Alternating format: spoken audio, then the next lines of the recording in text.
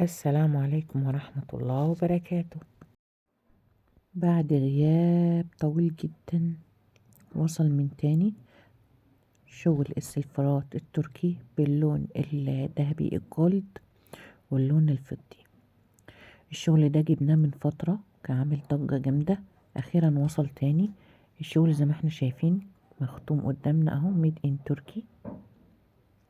ده طبق الفنجان، شايفين الشغل اللي عليه ومفرغ ازاي. الشغل ده كله هند يدوي وحفر يدوي بارز. شايفين جمال الاستكانة، استكانة باليد، حاجة كده من الآخر، بسم الله ما شاء الله. وعددها بيكون 6 استكانة مع ال6 طبق. ومعانا كمان السكرية بالغطا، وكلها برضو شغل حفر هند يدوي، منتج تركي أصلي. الصينية معانا داخل الطقم كمان، يعني الطقم عبارة عن 6 استكانة باليد و6 طبق للاستكانة، ومعانا السكرية والغطا.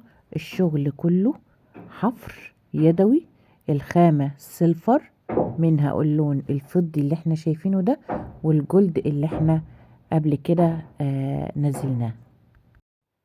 الطقم ما يسابش، طقم قمة قمة في الشياكة بجد. شايفين جمال الطبق، قطعة فنية، فنان ماسكها وعاملها بطريقة رهيبة.